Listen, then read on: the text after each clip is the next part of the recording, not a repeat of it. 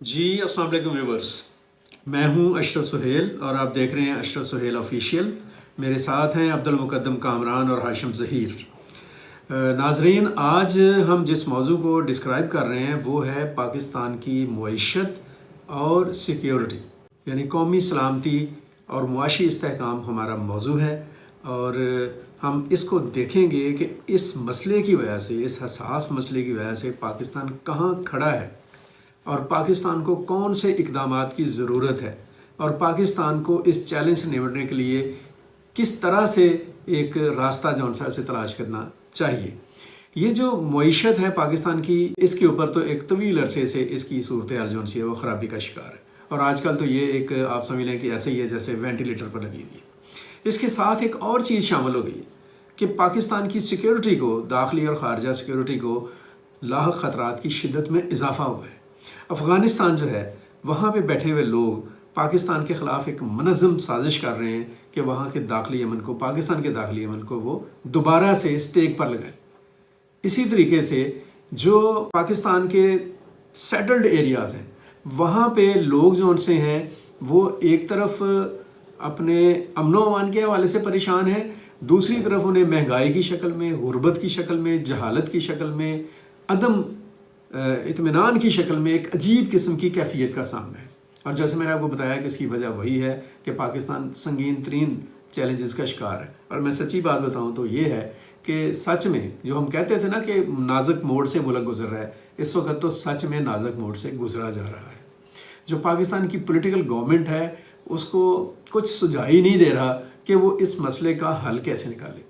वज़ीर ख़जाना है इसहाक डार, वो अपने एंड के ऊपर दिन रात कोशिश कर रहे हैं, मेहनत कर रहे हैं, लेकिन लगता ऐसे ही है कि उनकी कोशिशें और मेहनत जौन सी है वो नतीजा खेज साबित नहीं हो रही है। उन्होंने कुछ दिन पहले कहा कि हमारे दोस्त मुल्क ख़ासतौर पर सऊदी अरब और चाइना हमें कुछ सपोर्ट करेंगे, लेकिन अभी तक वो सपोर्ट नहीं मिली। उसकी वजह ये है कि पाकिस्तान की जो इकॉनमी है उसके जो ज़िम्मेदारान हैं वो अभी तक IMF को सेटिस्फाई करने में कामयाब नहीं हो सके।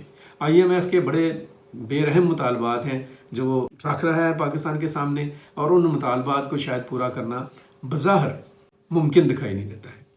ये सूरत हाल जौन सी है ये एक और चीज़ के साथ जुड़ी हुई है कि अगर IMF हमें सपोर्ट नहीं करता और 9वीं किस्त कर्ज की जारी नहीं करता तो बाकी जो इदारे हैं, आलमी मालियाती इदारे जैसे वर्ल्ड बैंक है, एशियाई तरक्याती बैंक है, और हमारे इवन दोस्त मुल्क जौन से हैं वो भी हमें शायद सपोर्ट करने से कासर रहेंगे। इस वक्त सूरत हाल ये है कि पाकिस्तान के जो ज़र मुबादला के ज़खायर हैं वो $5 अरब से भी नीचे चले गए हैं, नीचे जा रहे हैं। ऐसे हालात में अगर IMF ने पाकिस्तान को बकअप ना किया, सपोर्ट ना किया, तो हालात बहरहाल अच्छे नहीं रहेंगे। दूसरी तरफ जो सिक्योरिटी का इशू है, मैंने अभी आपको बताया कि अफ़गानिस्तान को दुश्मन क़ुव्वतें दोबारा आला-ए-कार बना रही हैं। अफ़गानिस्तान से दो किस्म के मसाइल हमें दरपेश हैं। एक तो वहाँ से दहशतगर्द और शिद्दत पसंद और शर पसंद अनासर सरहद पार करके पाकिस्तान आ रहे हैं और पाकिस्तान के सेटल्ड एरिया में वो दहशतगर्दी की कार्रवाइयाँ करने की कोशिश में है। उनका मुकाबला किया जा रहा है, हमारे सिक्योरिटी पर्सनल्स उनका मुकाबला कर रहे हैं, अफसरान, अहलकार, फ़ौजी जवान सब उनके सामने लड़ रहे हैं, उनके साथ शहादतें दे रहे हैं। लेकिन सूरत हाल जो है उसकी संगीनी अभी तक बज़ाहिर कम होने का नाम नहीं ले रही। दूसरा जो पहलू है अफ़गानिस्तान में डैमेज कर रहा है इकॉनमी के पॉइंट ऑफ व्यू से। आपको इल्म होना चाहिए कि पाकिस्तान से बहुत बड़ी तादाद में, शायद रोज़ाना की बुनियाद पर, डॉलर की एक उड़ान है जो अफ़गानिस्तान में जा रही है। पाकिस्तान में डॉलर बज़ाहिर 226-23 के ऊपर है, लेकिन मिल नहीं रहा इस कीमत के ऊपर, शायद 250 पर भी नहीं मिल रहा, सिफारिश करके मिलता है। ये हमारी इकॉनमी की सूरत हाल है। ज़र मुबादला मैंने आपको बताया, पाकिस्तान के जो मामलात हैं दीगर उनके बारे में बताया, और यही वजह है सिक्योरिटी और इकॉनमी, इसके ऊपर मुल्क की सियासी और फ़ौजी क़यादत फ़िक्रमंद है। जनरल आसिम मुनीर ने कोर कमांडर कॉन्फ्रेंस में 2 रोज़ तक कोर कमांडर कॉन्फ्रेंस की सदारत की और उसमें इस मसले को डिस्कस किया गया। वज़ीर-ए-आज़म शहबाज शरीफ अपने एंड के ऊपर इसके ऊपर लगे हुए हैं, वज़ीर ख़जाना इसहाक डार अपने एंड के ऊपर इसके पर हैं। कौमी सलामती कमेटी की पै दर पे जुमे को और आज यानी कल पीर वाले दिन 2 इजलास हो गए, और इन तमाम तर कोशिशों का मरकज़ और महवर यही है कि मुल्क की सलामती और मुल्क के معاشی استحکام کے لیے کوئی راستہ تلاش کیا جائے. اور حالات چونکہ خراب ہیں اور بے یقینی کا شکار ہیں، لہٰذا افواہ ساز لوگ جو ان سے ہیں ان کو ہی موقع مل رہا ہے کہ وہ اپنی باتیں کریں. جیسے ٹیکنوکریٹس کے بارے میں کہا جا رہا ہے کہ ٹیکنوکریٹ گورنمنٹ لائی جائے اور وہ ملک میں ایک مالیاتی ایمرجنسی نافذ کر دی جائے اور الیکشنز کو سال ڈیڑھ سال اور آگے لے کے جایا جائے تاکہ اس مشکل صورتحال اس میں سے نکلا جا سکے. کسی طرح سے صدارتی نظام کی باتیں ہو رہی ہیں، لیکن یہ ساری چیزیں کسی بھی لحاظ سے، آپ یاد رکھیے گا، کسی بھی لحاظ سے ملک اور قوم کے مفاد میں نہیں ہوں گی. مفاد میں کیا ہے، اس حالت سے نکلنا کیسے ہے، وہ یہ ہے کہ قومی قیادت اور ملک کے تمام سٹیک ہولڈرز ایک ٹیبل کے اوپر بیٹھیں. جتنے بھی پولیٹیکل پارٹیز ہیں ان کو اعتماد میں لیا جائے ایک قومی بیانیے کے لیے، ایک قومی لاہ عمل کے لیے.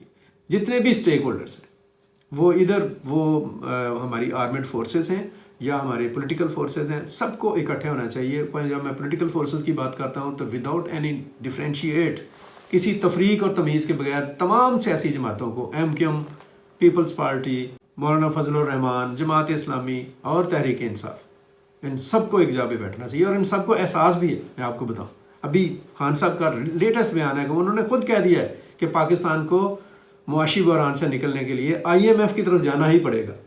تو جب جانا ہی پڑے گا تو پھر سب مل کر سر جوڑیں، کسی بھی ٹیکنوکریٹ ٹائپ تجربے کو نہ دہرائیں. ہم نے ٹیکنوکریٹس ہمارے ساتھ شامل ہی رہتے ہیں، حفیظ شیخ سے لے کے سلمان شاہ تک، یہ سارے ٹیکنوکریٹس ہیں. انہوں نے جو کیا ہے آپ کے سامنے، شوکت ترین ہے یا شبر رضا زیدی ہیں، یہ سارے ٹیکنوکریٹس ہیں. ان سے مدد ضرور لیں، ان سے مشاورت کریں، لیکن کوئی ایسا کام نہ کریں کہ ہم کوئی ایمرجنسی نافذ کر دیں. سیاسی بنیادوں پر ایک افہام و تفہیم کی فضا پیدا کریں، تمام سٹیک ہولڈرز کو ساتھ لیں، خاص طور پر عسکری قیادت کو ساتھ لیں، بغیر اس سوچ اور اس خوف سے کہ ملکی سیاست میں فوج کا کردار کیا ہے اور کیا نہیں ہے.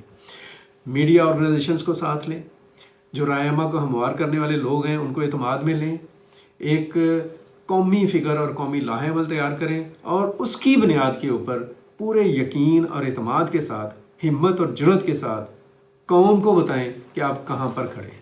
مشکل سے نکلیں، لوگوں کو سچ بتا دیں کہ اب ریلیف کا ٹائم نہیں ہے، اب سخت فیصلوں کا ٹائم ہے، اب ہارڈ کور فیصلوں کا ٹائم ہے. اور ہارڈ کور فیصلوں کا آغاز اپنے آپ سے کریں، طاقتور حلقوں سے کریں، جو ملک کی دولت پر براجمان ہیں ان لوگوں سے کریں، ان سے نکلوائیں پیسہ، پھر لوگ بھی آپ کو پیسہ دیں گے. IMF کی شرائط کو سامنے رکھ کر جو بھی سخت سے سخت فیصلہ کرنے کی ضرورت ہے اس کو کریں. دہشت گردی کے سامنے رکھ کر اکراس دی بورڈ اڑا کے رکھ دیں، فیصلہ کر لیں کہ ہم نے کیا کرنا ہے اور کیا نہیں کرنا، کیونکہ بقا سے زیادہ کچھ عزیز نہیں. کسی بھی ٹیکنوکریٹ گورنمنٹ، صدارتی نظام یا کوئی اور آپشن اس کے بعد سوچنے سے زیادہ بہتر یہ ہے کہ اس وقت کے حالات کو سب کے سامنے رکھ کر ان کو اعتماد میں لیا جائے اور ایک قومی اعتماد کی فضا قائم کی جائے اور قومی عزم اور یقین کے ساتھ قوم کو اپنے ساتھ کھڑا کیا جائے اور ایسے فیصلے اور اقدامات کیے جائیں جو بے شک سخت ہوں، بے رحم ہوں، لیکن ان کا فائدہ ملک کو ملے، ملکی استحکام کو ملے. ملک ہے، قوم کی بقا ہے، ملک کی بقا اور سلامتی ہے، معیشت ہے تو ہم سب ہیں، ورنہ کچھ بھی نہیں ہے. تو آپ اس راستے کو اختیار کریں. یہ ہے آج کا موضوع. بات بہت فکر مندی کی ہے اور تشویش کی ہے، لیکن اس کا مطلب یہ نہیں ہے کہ ہم فکر مندی اور تشویش کے اوپر ایک اور فکر اور تشویش کو انڈیل دیں اور ایسے فیصلے کریں جن کا قوم اور ملک سے کوئی تعلق نہیں. اپنا بہت سارا خیال رکھیں، اپنی تجاویز اور آراء سے ہمیں آگاہ کرتے رہیں. ملک کی سیکیورٹی اور ملک کی معیشت کے بارے میں آپ کے پاس اگر کوئی تجویز ہے تو وہ بھی ہم سے شیئر کریں، ہم اس کو بھی ڈسکس کریں گے. اسی کے ساتھ مجھے دیجیے اجازت. انشاءاللہ اگلی ویڈیو میں آپ کے ساتھ دوبارہ ملاقات ہوگی. اپنا خیال رکھیں. اللہ حافظ.